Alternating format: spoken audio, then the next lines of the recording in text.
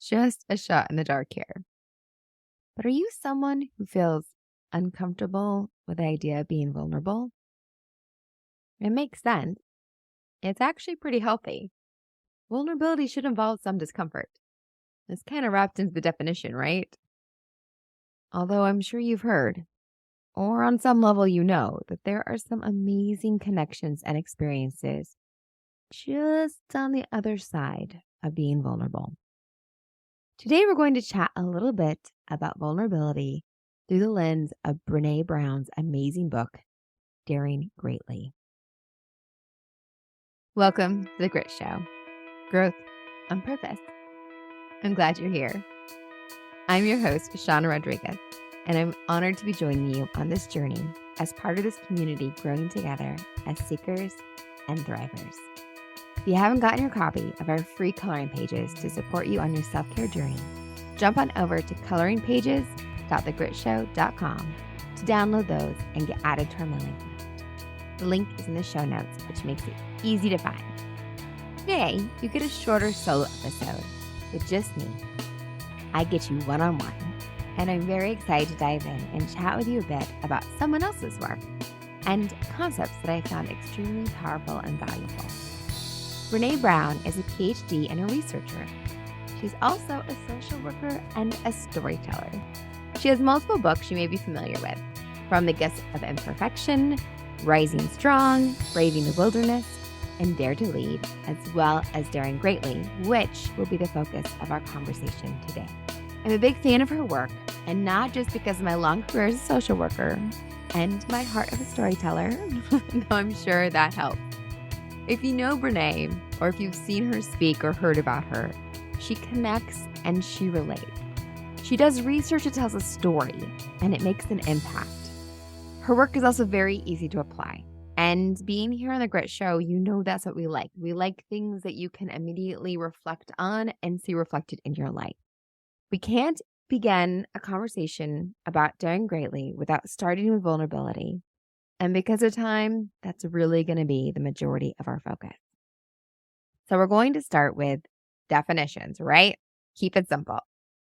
So the definition from Merriam-Webster around vulnerability is capable of being wounded or open to attack or damage.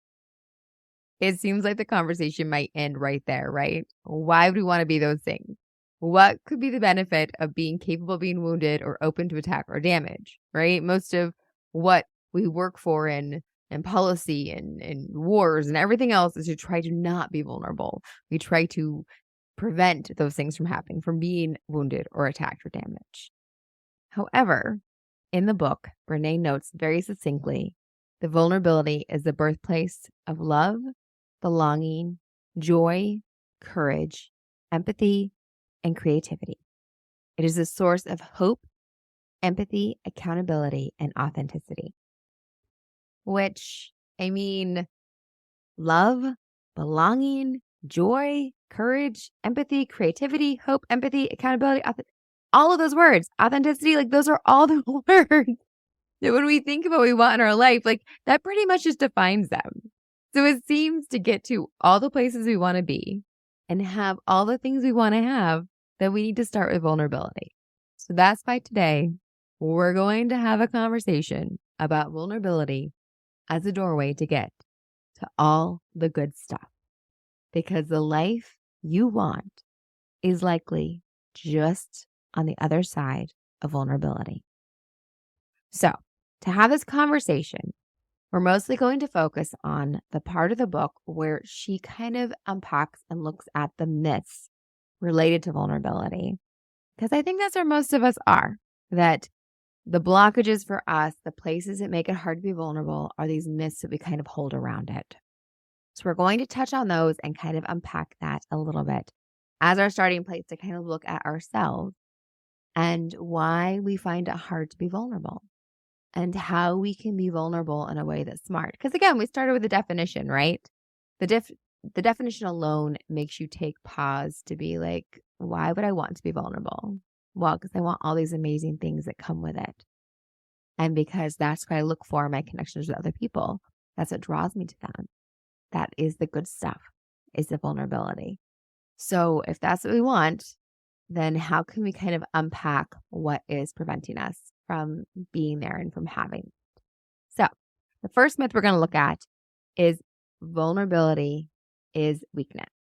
And so for that, again, we're going to go back to the book and we're going to look at a quote that she actually has in here that says, when we spend our lives pushing away and protecting ourselves from feeling vulnerable or from being perceived as too emotional, we feel contempt when others are less capable or willing to mask feelings, suck it up, and soldier on.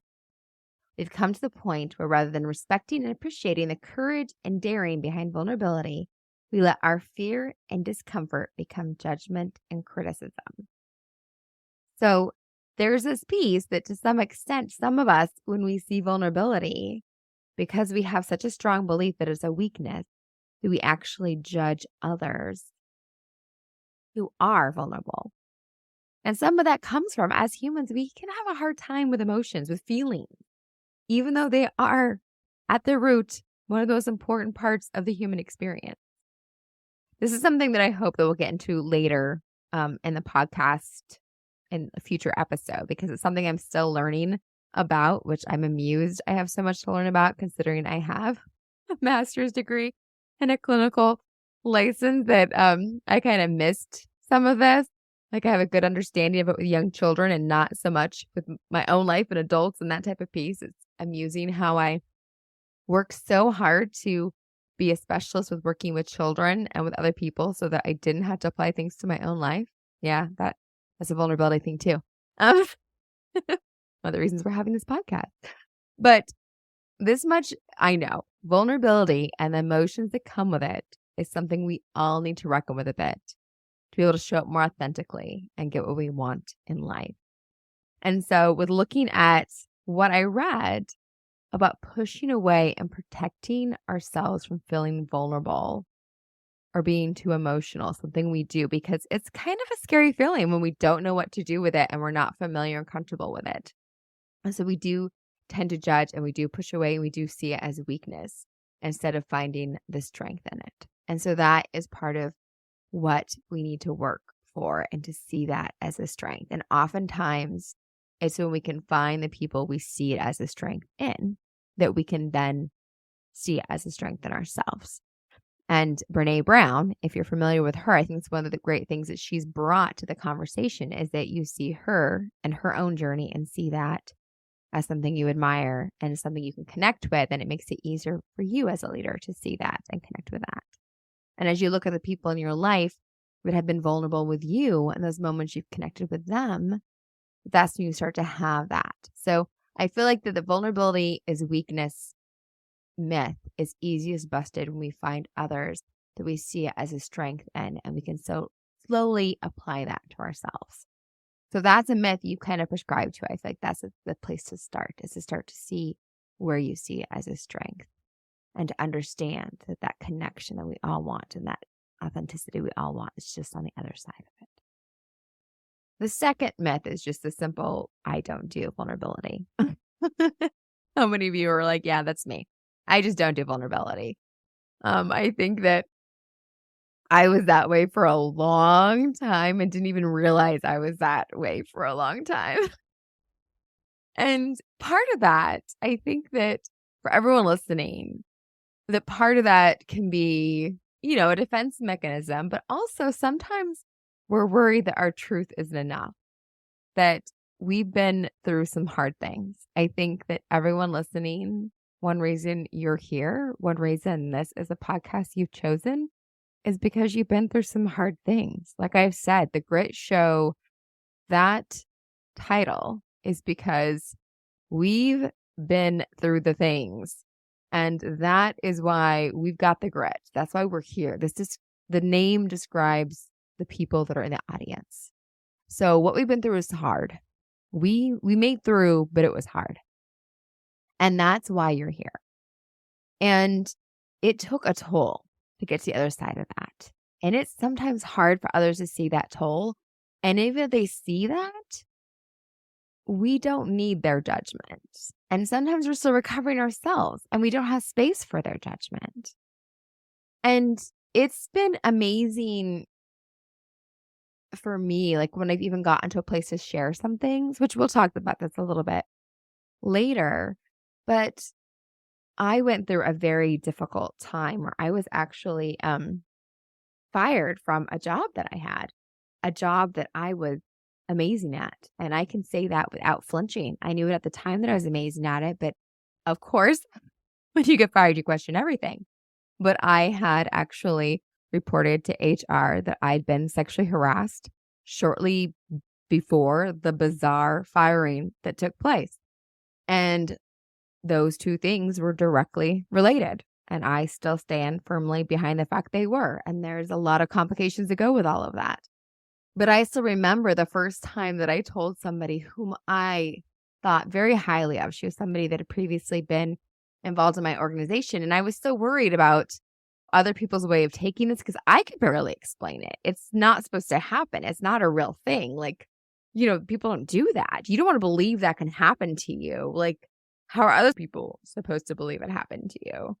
And I had somebody that I worked with that I thought highly of who said, oh, sweetie, like they can't do that. That's not legal to do that. I was like, I'm aware that's not legal. Thank you. That's why I have an attorney. That's why there's a whole process around it. They did. Also illegal to kill people, but it happened. So that's why we have a legal system. Let people do things that aren't legal. But it's those type of things that that's what made it hard. And I was very careful who I even shared that with because it was still very fresh, right? And then to have that be the response. And so that's why it can be hard to be vulnerable because the fact that people don't understand.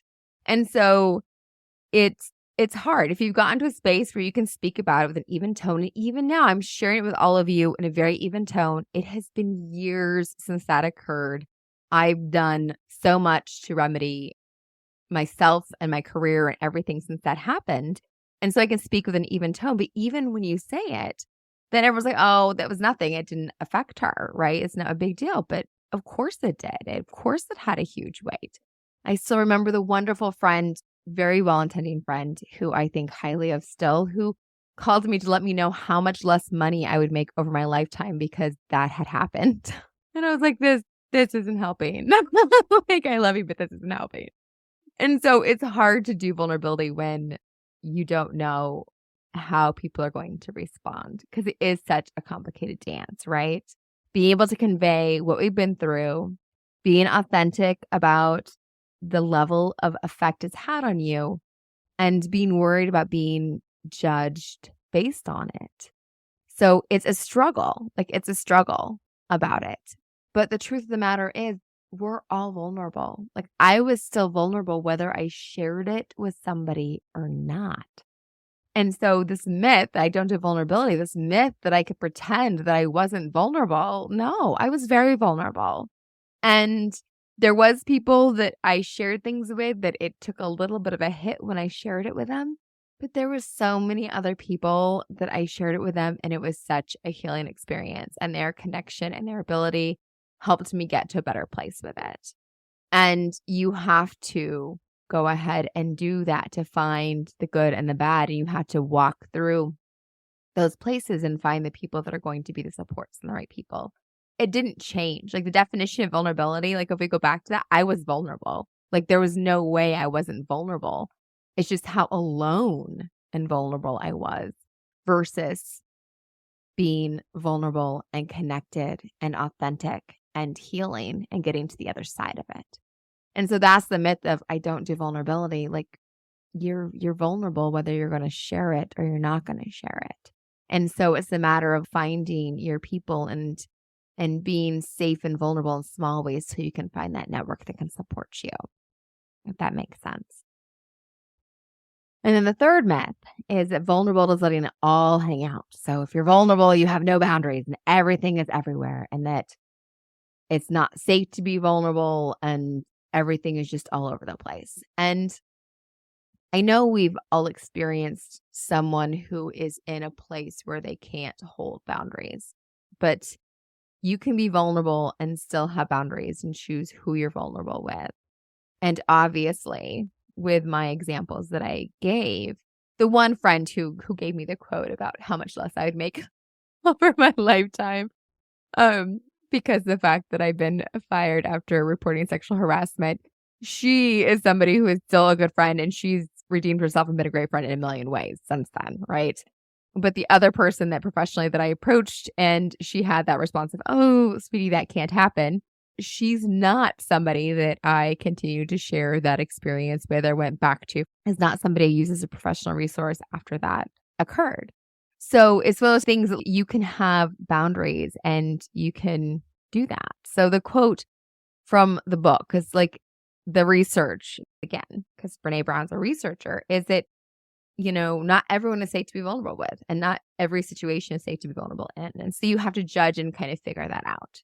And so the exact quote from the book is, we need to feel trust to be vulnerable, and we need to be vulnerable in order to trust. Complicated mix, right? So it's a cyclical thing, a chicken and egg thing. You got to have one to have the other to have the other to have the other. And so you got to kind of like build it slowly and build it in. And so the analogy that Brene Brown uses, she came up with it with her daughter. They had a marble jar in the classroom. So I'm sure most of you are familiar with this. When things go well in the classroom, like a teacher adds a marble to the marble jar. And so that's kind of how you slowly build up, is by judging how many marbles you have in the marble jar to see if you can trust somebody. And it's the little things that, like who remembered your name of your partner, who asked about how your weekend was, the little ways you build trust to see who are people you can be safe with, right? And so in that example, that's kind of how you build it. So you kind of stop and evaluate. And if you have kids, it's great for you to start working with them to evaluate who are your people that you're building trust with. Like, what are signs of trust, so that they can learn who are the people that they can be vulnerable with and they can be safe with and share things with, and who are they building those relationships with. And as much as she uses the analogy of a marble jar, I'm definitely more of a fan of the analogy of a plant, because she does talk in the book about you have to keep investing. It can be devastating to a relationship to stop investing in the relationship and to stop doing those little things, and the damage that can cause with your partner, with your kids, if you just stop doing those little investments. And so that's why for me, it's much more like a seed you plant. And so when you plant your garden, you can put in 10 corn seeds, and I guess they're kernels, huh? I bet. You put 10 flower seeds. We'll go flowers. You plant 10 little flower seeds. When you plant 10 flower seeds, only 3 of them might come up. Even though you're watering them the same and whatever else, only 3 of them will kind of take root. And that's the same when you start a new school, when you start a new job, when you enter a new environment. Depending on that environment and what takes root or what doesn't take root, it can kind of change what is going to grow and what is going to take seed. But for it to continue to grow, you had to keep watering it. You had to keep adding to it. And so it is important to keep adding to those relationships and making sure that they continue to thrive. So, because Brene does talk about the disengagement triggers in that chapter that are damaging to vulnerability. And sometimes it just doesn't like you care anymore because those acts of connection are gone. So that disengagement can be things. So that's why for me, it's much more like a plant. And you can continue to inquire about what's happening in your kids' world, even if their response is incoherent, you're still out of the water. So, unfortunately, there are plants that are called resurrection plants, if you've heard of them. Like, I think it's called a Pyrenean violet. It can survive like 250 years of dehydration and freezing, but if you just tend to it again, it comes right back. And I feel like a lot of my relationships, that's when I planted, because I can walk away from them for a long time and just a little bit of tending and they come right back. And so it doesn't have to be a plant that's as, fickle as an orchid. It could be more like a dandelion where you think it's gone forever. And then you just, every summer it comes back, even if you think it's gone. So it doesn't have to be as delicate as an orchid, but there are different relationships that have different level of tending that they need. But to think of that as you work with your kids and work with yourself and think about those relationships, that they are something you tend to, and that you add the water to keep them alive, and to think about who's tended to the relationships and who's added to them.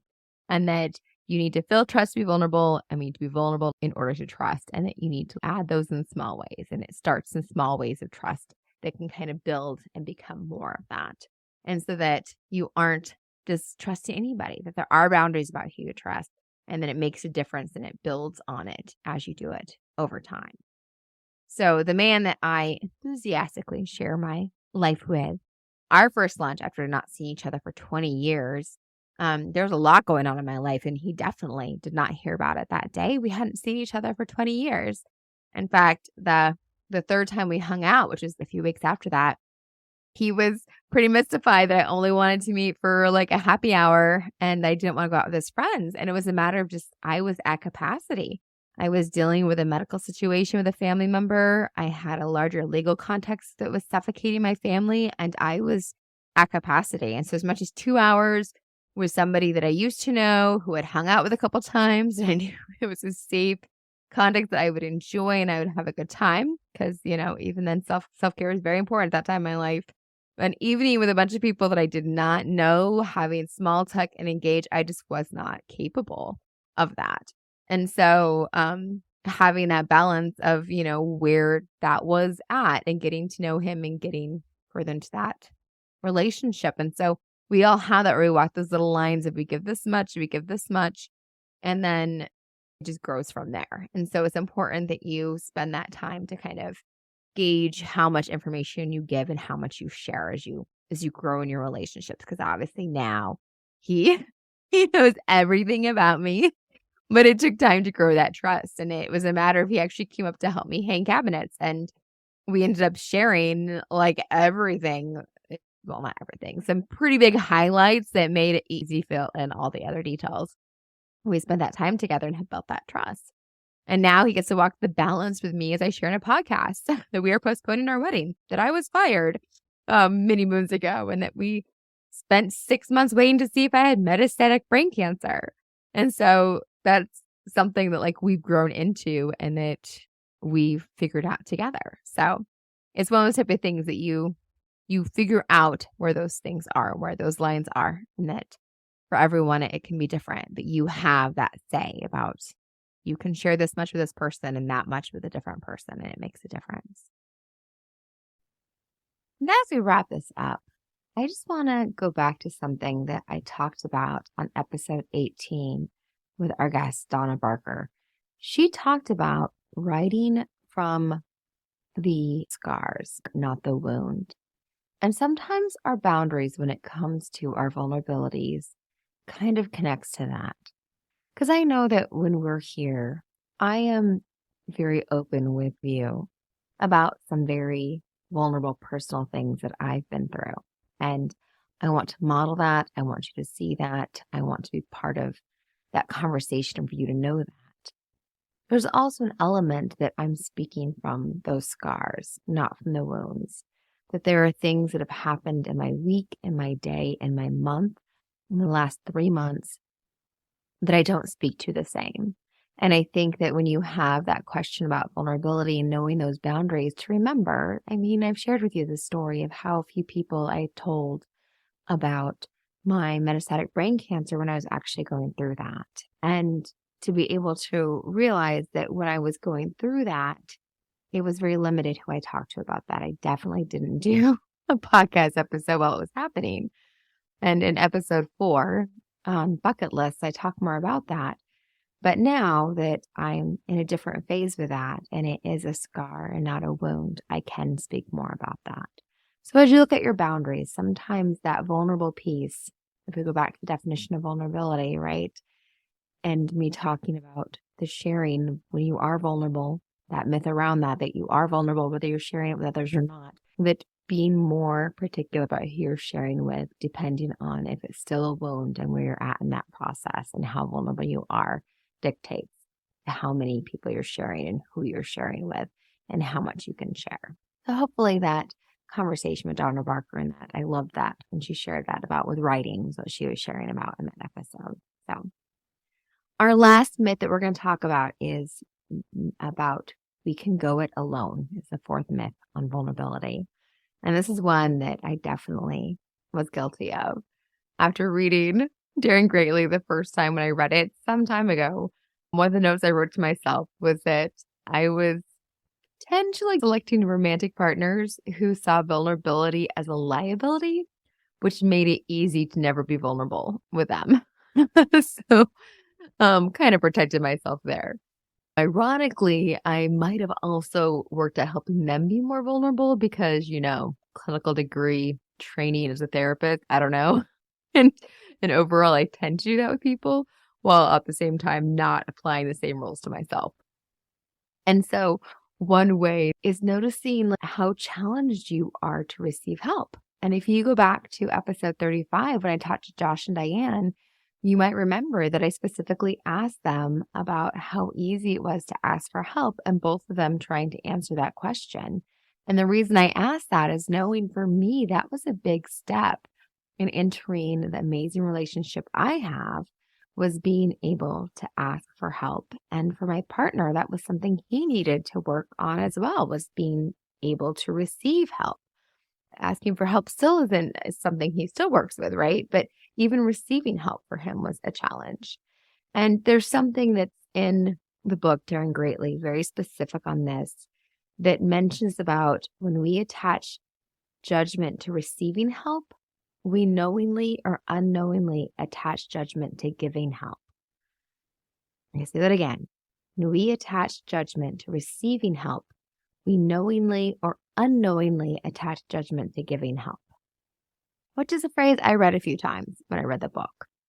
So if you don't think you attach judgment to offering help, but you definitely have judgment about receiving help, there's a chance that you're judging unknowingly.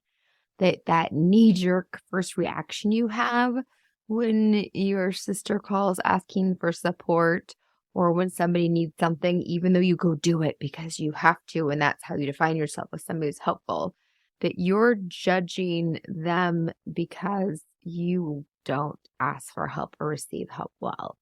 And so in order for you to give more freely, you need to receive more freely. Did you get that? So in order for you to give more freely, which chances are you want to do, you have to receive more freely, and you have to ask for help and recognize that you can't go it alone. That was a big concept for me.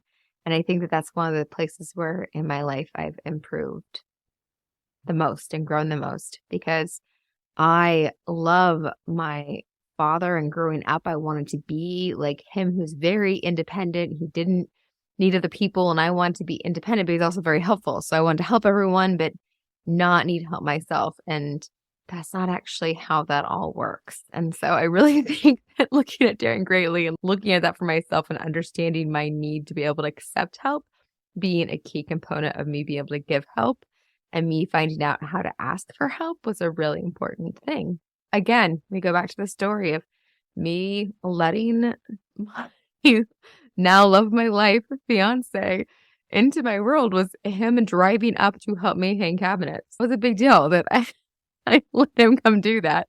And look where it got me. So yeah, he really did. It really was actually painting and hanging cabinets on the wall, y'all. It was no euphemisms there, no double speak. It's part of our story. So being able to receive help, even though it started as him offering to help move boxes, turned into that. We have quite a story. Anyway, when thinking along these lines, it's a whole way of not going it alone, is you thinking about what draws you to others, what makes you connect to them, is that authenticity, the joy, all those things that comes from their vulnerability, their artistic abilities, their joy, all those things that comes from their vulnerability. You want to experience that.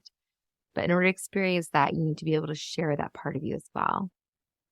So you need to be able to be vulnerable, and you don't do that alone. You do that in concert. You see courage in others, but in yourself, you see that inadequacy. And for you to be able to see it as courage in yourself as well. For you to be able to understand that you're drawn closer to others, so others will be drawn closer to you for those same reasons, so that you can value in yourself those qualities as much as you value it in others. I am so grateful for the amazing friends I've had, for the books I've read, and the opportunities I've had to learn that finally got me on the right path. And I think that part of all of this journey around vulnerability and understanding all of that is how come I am in the place I am. I'm living with my amazing partner and in this great place. So that's why I think the vulnerability is something that I want to see for others, because I feel like it does bring all of those beautiful things into your life that we talked about. Before we go there was one more piece, one more element in Daring Greatly that I want to make sure that I bring to you. And there is a great part at the end too about kids and parents, and talking about how you can do some stuff around this too. So it's a great book. If you haven't read it, I do highly recommend it, and I will put a link in the show notes. Another element in there is she does a lot of research around shame, if you weren't aware of that. And her whole lens around shame is just like perspective changing and very valuable as well. We could do 2 episodes just on all of that. But in there, when she talks about it, because it's cornerstone of her work, the stuff she's done, the research around shame, in that focus of vulnerability, she does have a quote in there that I just wanted to make sure that I give to you in this conversation. And it's saying that shame resilience is key to embracing our vulnerability. We can't let ourselves be seen if we're terrified by what people might think. We can't let ourselves be seen if we're terrified by what people might think. Often, not being good at vulnerability means that we're damn good at shame. So, the shame resilience is key. We aren't letting shame define us. We're seeing things as individual instances and not defining ourselves by them. That I'm not letting, like for so long, like going back to my being fired, like that is just mind-boggling. If you've worked with me and you didn't know that story, which chances are you don't, because I don't talk about that story, but your mind is blown to think that I was ever fired. I actually served on a governor-appointed committee after that and had to write in my application that I have been fired, which is just mortifying. And it was super complicated at one time because with the lawyers involved, that I wasn't supposed to be saying that I was fired in job applications because that was part of like the remedy that was going to be from the whole case. And so it was so complicated, but then me trying to be authentic, and it was just so complex. Like the whole situation was very complex. For some time, it can still have moments and places where it can be complex. But it's one of those things of like not letting that define me or shame me. And the agency, so when I was fired, I was given the option to quit because they didn't want to, like the gentleman who fired me actually said, like, I don't want to ruin your career, so you have the option to quit. And I was basically like, you don't have the power to ruin my career.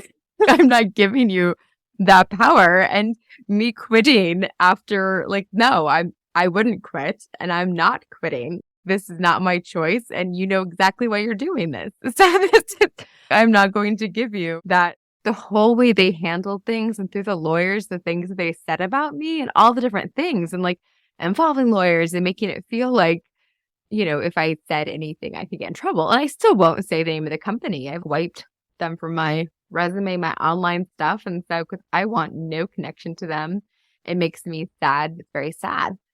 But I will not be shamed into silence over what happened because I know I did good work there. But that's it, right? Shame resilience is key to embracing our vulnerability. So we need to not be terrified by what people might think. So I can't be terrified by what people might think. There are people who are going to hear this and think, oh, she did something. It must be her fault. Like that's going to happen. But I can't live behind that. I can't let the people who would choose to see that instead of see me be the people that dictate who I am. So anyway, I got off on that tangent again. That is one last piece. Her work is very great about being connected to shame too. So definitely, if you aren't familiar with her, I highly recommend her, and connecting with her. And Daring Greatly is wonderful. Rising Strong, I think, was my first book that I read of hers, and I highly recommend it as well. So yes, vulnerability is a heavy topic. So we are not going to start or have our grit wit, our takeaway today, be connected to it because it is a little bit heavy. So consequently, we're going to have our grit wit be something a little more fun and fanciful so that you can just let this other stuff kind of sink in the background. So there was some wonderful research that came out at the end of January. It was communication research with Jeffrey Hall and Associates did it. Quality conversations can increase daily well-being was the article. But basically, they had 900 students as part of this experiment were asked to connect with a friend in one of 7 different ways. 1 of 7. So catch up about how you've been, make a meaningful conversation, laugh and joke around, show care, affection, and support, be a good listener, show you value them and their opinions, or give them a compliment. So one of those 7 ways. So lots of different ways you could connect with a friend just during the day. And at the end of the day, everyone filled out a survey about their emotions, their day overall, including how lonely, anxious, stressed, or connected they felt. And just that one interaction with a friend meant they felt less stressed and more connected at the end of the day. The individuals who didn't do that interaction, regardless of which interaction they did. So regardless if they were just catching up or just one laugh, just joked around, or they did the caring or gave a compliment, just one of those things. So today for our takeaway is we're going to take that research and we're going to run with it. I'm going to encourage you to just reach out to a friend. And I think that also, right, that connects to that watering that we talked about when watering our plants or putting marbles in the jar, if you want to go with Brene's thing, that we want to water those connections. And so just pick a friend, and it can be you give them a compliment, you can be a good listener, you can laugh and joke around, you can catch up with how they've been. Just connect. One friend. And according to this research, it's going to make a difference on your day. That is your Grit Wit for today. To make an impact on your day is that one little piece to make a difference. Thank you so much for joining me today. More than 70% of podcasts are found because someone told someone else about it. So if this episode resonated with you, if there's something you gained from it, please take a moment to find the share button wherever you are listening, or go onto Instagram at the.grit.show, or onto Facebook at The Grit Show, and find this episode and share it with someone you know. This podcast is meant to be a resource. It's meant to make an impact and connect with people and create this community. And you sharing it is the biggest way you can support and do that. So your help is very much appreciated. And since that's how people are finding podcasts, you are part of the solution. So please, please pass on the word if this resonated with you or another episode has. And before you go about your day, pause for just one more moment, take a deep breath, and soak in all we've chatted about today. Let it settle just a bit. There was a lot. Before you walk away, just remember, you are the only one of you, the only human on this entire planet with your unique experiences and perspectives to offer. You are the only one of you that this world has got, and that means something. I look forward to connecting with you again next Tuesday. Until then, take care.